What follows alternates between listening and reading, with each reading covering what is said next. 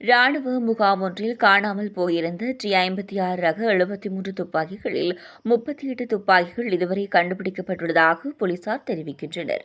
கண்டுபிடிக்கப்பட்ட துப்பாக்கிகள் மேலதிக சோதனைகளுக்காக அரசு ரசாயன பகுப்பாய்வாளருக்கு அனுப்பி வைக்கப்பட்டுள்ளதாக போலீசார் கூறினர்.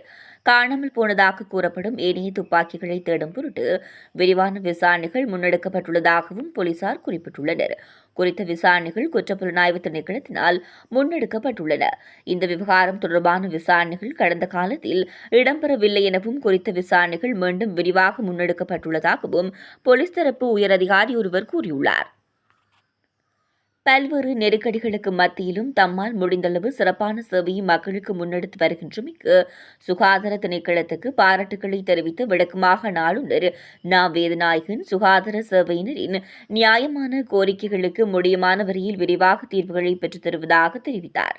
வடக்கு மாகாண சுகாதார திணைக்களத்தின் கீழான மாவட்ட பிராந்திய சுகாதார சேவைகள் பணிப்பாளர்கள், பொது மருத்துவமனை பணிப்பாளர்கள், ஆதார மருத்துவமனை பணிப்பாளர்கள் ஆகியோருக்கும் வடக்கு மாகாண ஆளுநருக்கும் இடையிலான கலந்துரையாடல் ஆளுநர் செயலகத்தில் நேற்று செவ்வாய்க்கிழமை இடம்பெற்றது. முன்னைய ஆளுநரின் காலத்தில் ஒப்பந்த அடிப்படையிலான மருத்துவர்களுக்கு விண்ணப்பம் கோரி பெறப்பட்ட போதும் நடவடிக்கை எடுக்கப்படவில்லை என முல்லைத்தீவு மாவட்ட பிராந்திய சுகாதார சேவைகள் பணிப்பாளர் சுட்டிக்காட்டினார். அத்துடன் முல்லைத்தீவு மாவட்டத்தில் மிக பெரும் நெருக்கடி நிலைமைக்கு மத்தியிலே சேவைகளை முன்னெடுப்பதாகவும் தெரிவித்தார். மாவட்ட பொது மருத்துவமனையில் போதுமான விடுதிகள் இல்லை என்பதையும் அவர் ஆளுநருக்கு எடுத்துரைத்தார். கிளிநொச்சி மாவட்ட பிராந்திய சுகாதார சேவைகள் பணிப்பாளர் மற்றும் மாவட்ட பொது மருத்துவமனையின் பணிப்பாளர் ஆகியோர் ஆளணி பற்றாக்குறை தொடர்பில் ஆளுநரின் கவனத்துக்கு கொண்டு வந்தனர். மருத்துவமனைகளில் பணியாற்றியவர்களுக்கான விடுதி பற்றாக்குறை தொடர்பில் சுட்டிக்காட்டினர். இதற்கு மாற்று ஒழுங்காக பழையில் அமைக்கப்பட்டுள்ள விடுதிகளை பயன்படுத்தி மாகாண சுகாதார பணிப்பாளர் விடுத்த கோரிக்கைக்கு ஆளுநர் சாதகமான பதிலை வழங்கினார். மன்னார் மாவட்ட பொது மருத்துவமனையின் பணிப்பாளர் மருத்துவமனைக்கு விடுதி வசதி அவசரமாக தேவைப்படுவதாக சுட்டிக்காட்டியதுடன் இது தொடர்பில் கடந்த காலங்களில் வாக்குறுதிகள் வழங்கப்பட்டிருந்தாலும் அவை நிறைவேற்றப்படவில்லை என ஆளுநருக்கு எடுத்துரைத்தார். மருத்துவமனை கணக்காளர் ஒருவரை உடனடியாக நியமிக்குமாறு பணிப்பாளர் முன்வைத்த கோரிக்கைக்கு நடவடிக்கை எடுக்குமாறு பிரதம செயலாளரை ஆளுநர் பணித்தார். மன்னார் மாவட்ட மருத்துவமனையை கஷ்டப்பிரதேச மருத்துவமனை என்ற பிரிவுக்குள்ளிருந்து விடுவிக்குமாறும் பணிப்பாளர் வேண்டுகோள் விடுத்தார். வவுனியா மாவட்ட பொது மருத்துவமனைக்கு மாலணி தேவைப்பாடுகள் இருப்பதாக பணிப்பாளர் சுட்டிக்காட்டினார். மேலும் வவுனியா மாவட்டத்தில் 8 பிரதேச மருத்துவமனைகளுக்கு தாதிய வெற்றிடங்கள் உருவாக்கப்படவில்லை என சுட்டிக்காட்டிய பிராந்திய சுகாதார சேவைகள் பணிப்பாளர் அதனை உருவாக்கி தருமாறும் கோரிக்கை விடுத்தார். யாழ்ப்பாண மாவட்டின் தீவு பகுதிகளுக்கான ஆம்புலன்ஸ் படகின் தேவைப்பாடு தொடர்பில் பிராந்திய சுகாதார சேவைகள் பணிப்பாளர் கோரிக்கை முன்வைத்தார். மேலும் சாரதிகளுக்கான தேவைப்பாடு அதிகம் இருப்பதாக தெரிவித்த பணிப்பாளர் சில சாரதிகள் முன்னறிவிப்பின்றி திடீரென பணியை விட்டு விலகுவதால் இந்த நெருக்கடி அதிகரித்துள்ளதாக குறிப்பிட்டுள்ளார். சில மருத்துவமனைகளில் ஆம்புலன்ஸ் இருந்தாலும் சாரதிகள் இல்லாத நிலைமை இருப்பதாக தெரிவித்தார். ஒப்பந்த அடிப்படையில் அவர்களை உள்ளிருப்பது தொடர்பில் ஆராயுமாறு பிரதம செயலாளருக்கு ஆளுநர் பணிப்புரை வழங்கினார். மருந்து விநியோகிப்பதற்குரிய ஆளணிகளின் பற்றாக்குறை தொடர்பிலும் பிராந்திய சுகாதார சேவைகள் பணிப்பாளர்கள் குறிப்பிட்டனர். மருந்து விநியோகிப்பவர்களுக்கான பயிற்சிகள் 10 ஆண்டுகளுக்கு மேலாக வழங்கப்படவில்லை எனவும் அவர்கள் சுட்டிக்காட்டினர்.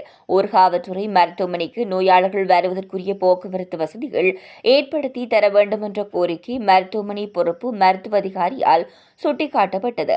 வடக்கில் ஆளணி பற்றாக்குறை நிலவும் நிலையில் சில மருத்துவமனைகளுக்கு நியமிக்கப்படும் மருத்துவர்களின் சிலர் முழுமையாக அங்கு பணியாற்றுவதில்லை எனவும் வடக்கு மாகாண சுகாதார சேவைகள் பணிப்பாளர் ஆளுநருக்கு தெரியப்படுத்தினார்.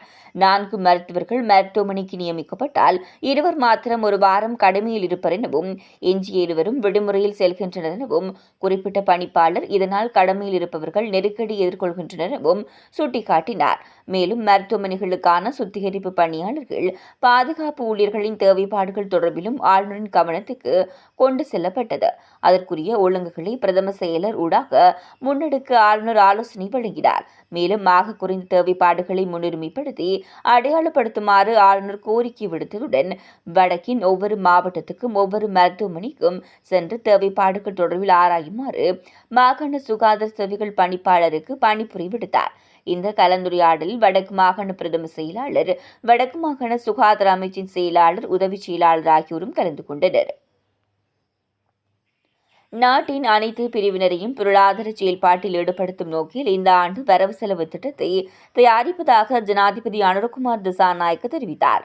2025ஆம் ஆண்டுக்கான வரவு செலவு திட்டத்தை தயாரிப்பது தொடர்பாக நிதியமைச்சின் அதிகாரிகளுடன் நேற்று ஜனாதிபதி அலுவலகத்தில் நடைபெற்ற முதற்கட்ட கலந்துரையாடலில் கலந்து கொண்ட போதே ஜனாதிபதி அனுரகுமார் திசாநாயக்க இந்த கருத்துக்களை தெரிவித்தார்.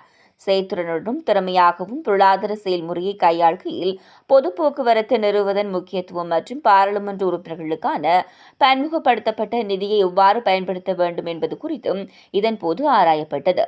பொது போக்குவரத்தை வலுப்படுத்த அரசாங்கம் எவ்வாறு தலையிட வேண்டும் என்பது குறித்தும் அதற்கு வசதிகள் அளிப்பதற்கான நடவடிக்கை தொடர்பாகவும் இந்த கலந்துரையாடலில் கவனம் செலுத்தப்பட்டது. கடந்த அரசாங்கங்களில் பன்முகப்படுத்தப்பட்ட நிதிக்காக பெருமளவு நிதி ஒதுக்கப்பட்டிருந்தாலும் அந்த பணம் பயனுள்ள திட்டங்களுக்கு பயன்படுத்தப்படவில்லை எனவும் பன்முகப்படுத்தப்பட்ட நிதியை தேசிய திட்டங்களுக்கு பயன்படுத்தக்கூடிய வகையில் வழங்குவது குறித்தும் இங்கு கவனம் செலுத்தப்பட்டது. நெல் கொள்வனவு செய்வதற்கான அரசு உற்பத்தியாளர்களுக்கு வழங்கும் கடன்களை ஒரு வருடத்திற்குள் வசூலிப்பது குறித்தும் அந்த வர்த்தகர்களிடமுள்ள அரிசி கையிருப்புகளை ஒழுங்குபடுத்துவது குறித்தும் இங்கு கலந்துரையாடப்பட்டது. மேல்தளத்தில் உள்ள பொருளாதாரத்தை கீழ்மட்டத்துக்கு நகர்த்த வேண்டும் என்று சுட்டிக்காட்டிய ஜனாதிபதி அனைத்து பிரதேசங்களுக்கும் பிரிந்து செல்லக்கூடிய ஒரு பொருளாதார திட்டத்தை தயாரிப்பதன் முக்கியத்துவத்தையும் குறிப்பிட்டார். தற்பொழுது அமுலில் இருக்கும் நிவாரணம் வழங்கும் முறையில் குறைபாடுகள் உள்ளதாகவும் அவற்றை அடையாளம் கண்டு நிவாரணங்கள் தேவையான சமூகத்தை சரியாக அடையாளம் கண்டு அந்த செயல்முறையை விரைவுபடுத்த வேண்டியதன் அவசியத்தையும் ஜனாதிபதி இங்கு குறிப்பிட்டார். தொழில் அமைச்சரும் பொருளாதார மேம்பாட்டு பிரதி அமைச்சருமான கலாநிதி அனில் ஜெயந்த் பெர்னாண்டோ, ஜனாதிபதியின் செயலாளர் கலாநிதி நந்திக சனத்குமார நாயக்க, நிதி அமைச்சின் செயலாளர் மஹிந்த ஸ்ரீவர்தன, ஜனாதிபதியின் சிரேஷ்ட மேலதிக செயலாளர் ரசல் அப்போன்சோ, பிரதித்துறை சேரி செயலாளர் AK செனவிரத்ன உள்ளிட்ட அதிகாரிகள் இந்த கலந்துரையாடலில் கலந்து கொண்டனர். புதிதாக அமைக்கப்பட்டுள்ள மதுபான சாலைக்கு எதிர்ப்பு தெரிவித்து பொதுமக்கள் ஒன்று கூடி விளக்குமாறு ஏந்தி நூதன போராட்டத்தில் ஈடுபட்டனர். நேற்று அம்பாறை மாவட்டம் கல்முனை வடக்கு பிரதேச செயலகத்துக்கு முன்னால் ஒன்று கூடிய பொதுமக்கள் பெரிய நீலாவணி பகுதியில் புதிய மதுபான சாலை வேண்டாம் என விளக்குமாற்றுடன் போராட்டத்தை முன்னெடுத்தனர். இவ்வாறு பொதுமக்கள் விளக்குமாறுகளை ஏந்தி பல்வேறு பதாதைகளுடன் கோஷங்கள் எழுப்பியதுடன் கடந்த சில மாதங்களுக்கு முன்னர் தாங்கள் போராட்டம் மேற்கொண்ட போது அன்று திறக்கப்பட இருந்த மதுபான சாலையை அப்பொழுது மூடினார்கள். ஆனால் இப்பொழுது மீண்டும் திறக்கின்றதற்கு ஏற்பாடு நடைபெறுகிறது. எனவே எங்களுக்கு இவ்வாறான மதுபான சாலை வேண்டாம் என போராட்டத்தில் ஈடுபட்டவர்கள் கேட்டுக்கொண்டனர். பின்னர் அவ்விடத்துக்கு வருகை தந்த வடக்கு பிரதேச செயலாளர் TG அதிசயராஜிடம் மகஜர் ஒன்றினை வழங்கினர். பின்னர் போராட்டம் நிறைவு செய்யப்பட்டமை குறிப்பிடத்தக்கது. மேலும் மக்கள் கோரிக்கையை ஏற்று பெரிய நீலாவணி மதுபான சாலையை திறக்க அரசு அனுமதிக்க கூடாது என நேற்று நாடாளுமன்றத்தில் கோடீஸ்வரன் MP வலியுறுத்தியுள்ளமை சுட்டிக்காட்டத்தக்கது. வடக்கு ஆளுநரின் கருத்து எமக்கு முக்கியமல்ல, தொழிலாளர்களின் கருத்துக்களே முக்கியமானது. பயணிகள் குழப்பமடைய தேவையில்லை. இலங்கை போக்குவரத்து சபை சேவைகள் வழமை போல் இடம்பெறும். இலங்கை போக்குவரத்து சபையின் வடபிராந்திய முகாமையாளர் கந்தசாமி கேரிசன் தெரிவித்தார். எதிர்வரும் February 1 இணைந்த நேர அட்டவணையின் கீழ் நெடுந்தூர பேருந்து நிலையங்களிலிருந்து இலங்கை போக்குவரத்து சபையும் தனியார் பேருந்துகளின் சேவைகளும் ஆரம்பமாகும் என ஆளுநர் அறிவித்திருந்தார். இதற்கு பதில் வழங்க நடைபெற்ற ஊடக சந்திப்பில் குறித்த விடயம் தெரிவிக்கப்பட்டது. குறித்த ஊடக சந்திப்பில் பேருந்து தொழிற்சங்கங்கள், இலங்கை போக்குவரத்து சபை வளாகத்தில் அமைந்துள்ள கடைகளின் உரிமையாளர்களும் கலந்து கொண்டு கருத்து தெரிவித்தனர். கந்தசாமி கேதீசன், பிரதான பிராந்திய முகாமையாளர், இலங்கை போக்குவரத்து சபை வடக்கு. கடந்த 17/1/2025 ஆளுநரால் கௌரவ ஆளுநர் அவர்களால் எமக்கு கூட்டத்துக்கான அழைப்பு விடுக்கப்பட்டது. நாங்கள் அந்த கூட்டத்திலே கலந்து கொண்டிருந்தோம். அந்த கூட்டத்திலே எமது இலங்கை போக்குவரத்து சபை தலைவர் அவர்களின் கடிதத்துக்கு அமைய தூர சேவை பேருந்துகள் புதிதாக அமைக்கப்பட்ட யாழ் பேருந்து நிலையத்துக்கு செயலாற்றும்படி எம்மிடம் கேட்கப்பட்டது. அதற்கு நாங்கள் எமது இலங்கை போக்குவரத்து சபை தலைவரின் அறிவுறுத்தலின்படிதான் நாங்கள் செயல்படுவோம் என்ற விஷயத்தை தெரியப்படுத்தினாங்கள். அத்தோடு எல்லா மாவட்டங்களுக்குமான தலைவர் அவர்களின் கடிதத்திலே எல்லா மாவட்டங்களுக்குமான இணைந்த நேர அட்டவணையை தயாரித்து அதன் பின்னர் புதிய பேருந்து நிலையத்துக்கு எமது பேருந்து நிலையத்திலிருந்து ஸ்டார்ட் பண்ணி புதியாக கட்டப்பட்ட பேருந்து நிலையத்துக்கு சென்று செயலாற்றும்படி தான் அந்த கடிதத்திலே குறிப்பிடப்பட்டிருக்கின்றது. அது அந்த கடிதம் ஆளுநர் அவர்களிடம் இருக்கிறது. இன்றைக்கும் நான் தலைவருடன் கதைச்சதுக்குனாங்க அவர் எனக்கு தெரியப்படுத்தின விடயம் அதுதான். ஆகவே நாங்கள் யாரிடமுமே எமக்கு பேருந்து நிலையம் கட்டித்தாருங்கள் என்று நாங்கள் யாரிடமும் கேட்கவில்லை. இது நான் கடந்த 10 வருஷத்துக்கு மேற்பட்ட மாதிரி நான் சொல்லி கொண்டிருக்கிற கதை தான். எங்களுக்கு எங்கட பேருந்து நிலையம் போதுமானது. எங்கட பேருந்து நிலையத்தால் யாருக்குமே இடைஞ்சல் கூடி இல்லை. அதாவது எங்கட பேருந்துகள் ரோட்டு வழியை நின்று செயலாற்றுறதில்லை. எமது பஸ் நிலையத்திலே எமது கட்டுப்பாட்டுகளிலேயே நின்று தான் செயலாற்றி கொண்டிருக்கின்றோம். 2000ஆம் ஆண்டு எமது பேருந்து நிலையத்துக்கு, அதாவது வடக்கின் வசந்தத்தில் புதிதாகவும் 2 பேருந்து நிலையம் பெரிதாக 2 அமைக்கப்பட்டிருக்கின்றது. 10 மில்லியன் ஒதுக்கப்பட்டு அமைக்கப்பட்டிருக்கிறது. அப்போ எங்களுக்கு கூடுதலான வசதிகள் இங்கே இருக்குது. இதுக்கு மேலே இந்த பில்டிங்க்கும் மேலே உள்ள பில்டிங்குக்கும் இப்பொழுது எமது தலைமை காரியாலயத்தின் பொறியியல் பகுதியினரால் வேலை நடக்கப் போகிறது. அப்படி இருக்கு. அதாவது இந்த பில்டிங் வந்து ஒரு 3 மாடி திட்டத்திலான ஒரு பில்டிங். அதாவது நிதி பற்றாக்குறையில் தான் இதில் ஒரு பகுதி கட்டப்பட்டிருக்கிறது. ஆகவே நாங்கள் எந்த ஒரு இடத்திலையும் எமக்கு வேறு ஒரு பஸ் ஸ்டாண்ட் தேவை என்று நாங்கள் கேட்கல.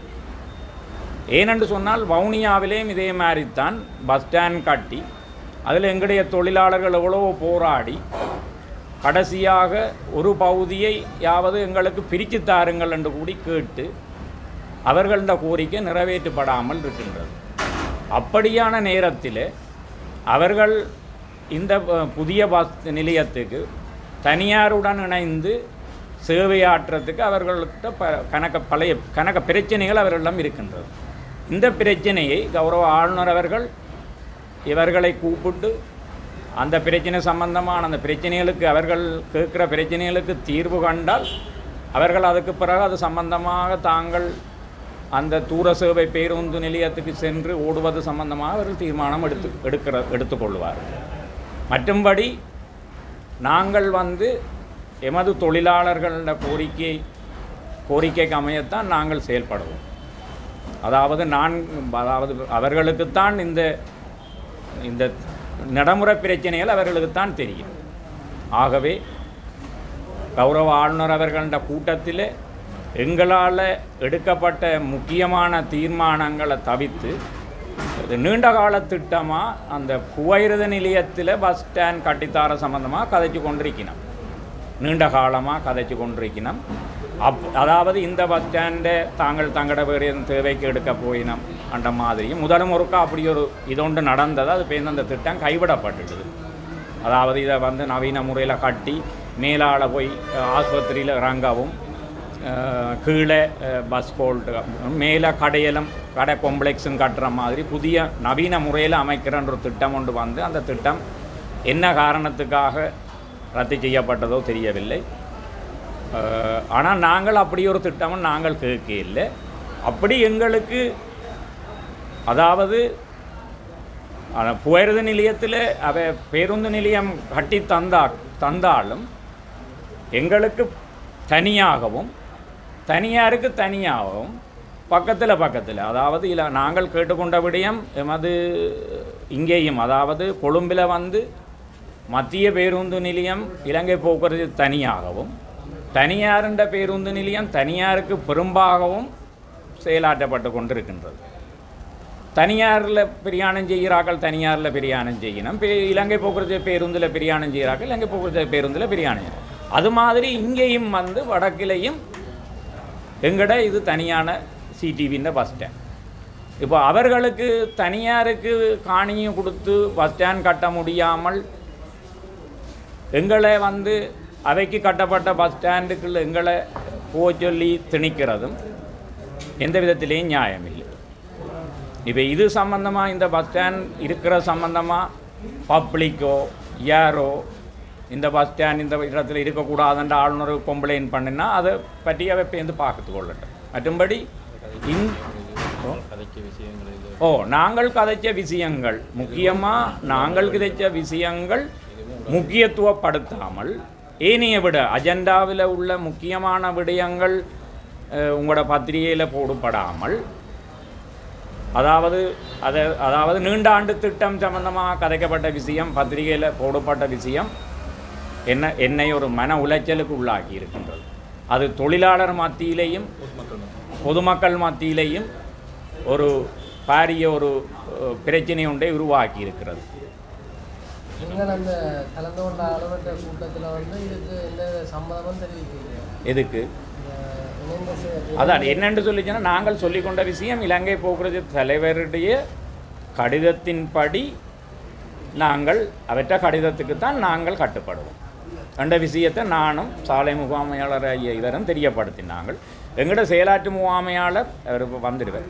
அவர் வந்து கம்பைன்ட் ஐண்டேவில் எங்களுக்கு வந்து இணைந்த நேர அட்டவணை என்று சொல்லி ஆரம்பத்தில் மாகாண சபை அமைச்சர் டெனிஸ்வரனால்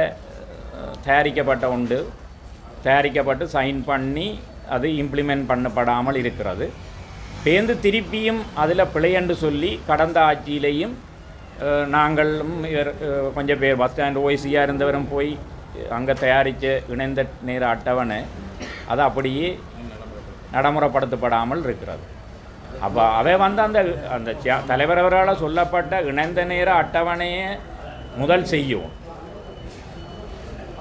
முதல் செய்து போட்டு இணைந்த நேர அட்டவணை செய்தால் இப்போ இணைந்த நேர அட்டவணை செய்தாலும் நாங்கள் எங்களிடத்திலிருந்தும் அவையின் இடத்திலிருந்தும் ஓடிக்கொள்ளேக்கில்லை. எங்களுக்கு கடந்த அமைச்சருடைய செயலாளர் வந்திருந்தவர், கடந்த ஆளுநர் இருக்கைக்கு அங்கே கூட்டம் நடந்து அவர் வந்து இந்த பஸ் நிலையத்தை பார்வையிட்டு எங்களுடன் வந்து பார்வையிட்டு பேருந்துதால் நடந்து போய் நாங்களும் அவரும் தனியார் அந்த பேருந்து நிலையத்தையும் பார்வையிட்டு அவர் எங்களுக்கு சொன்னது, இணைந்த டைம் டேபிளை போட்டுட்டு நீங்கள் இங்கேருந்து டைமுக்கு ஆரம்பித்து போய் ஒரு கொமன் பிளேஸிலிருந்து உங்களோட கொம்பைன் டைம் டேபிளுக்கு நீங்களும் தனியாரும் அந்த கொமன் பிளேஸுக்கு வந்து வெளிக்கிடணும். அவையின் ஸ்டாண்டில் இருந்தும் அப்படி இப்போ அவர் சொல்லி போட்டு கடந்த கால அமைச்சர் செக்ரட்டரி நாங்களும் இப்போ அது வரையும் அவற்றை சொல்லின்படி தான் முன்னாள் அமைச்சர் டாக்டர் தேவானந்தா அவர்கள் இணைந்த டைம் டேபிளுக்கு ஒழுங்கு பண்ணி நடந்து கொண்டிருக்கல ஆட்சி மாற்றம் வந்தபடியால் அது அப்படியே தயாரிக்கப்பட்டு எங்களுக்கு இன்னும் வழங்கப்படவில்லை.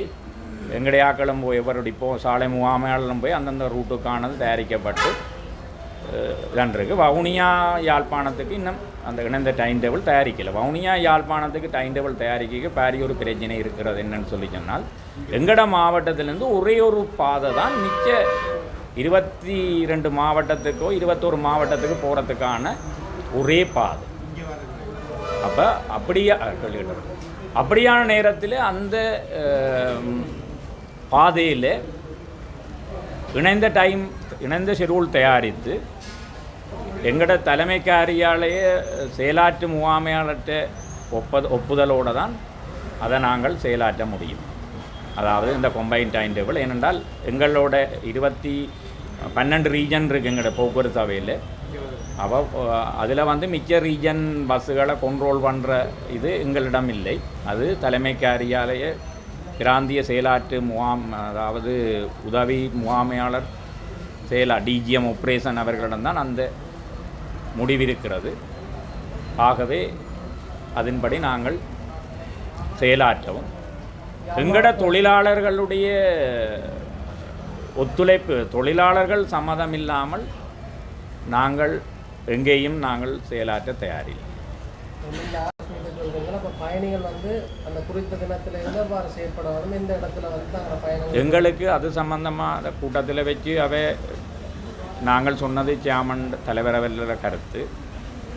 அவர்கள் இணைந்த டைம் டேபிள் போட்டு செய்ய சொல்ல அவர்கள் 1ஆம் தேதி முதல் அங்கே போய் நாங்கள் ஓடுவோம் என்னென்று, அதாவது வந்து டைம் ஷெட்யூல் இல்லாமல் ஓடியில்லைம்மா என்னென்னு சொன்னால் அதில் ஓடுவோம்னு சொல்லி அவை கேட்டு தாங்களாயே முடிவெடுத்து கொண்டிச்சினோம் 1ஆம் தேதி ஓடுவோம்னு.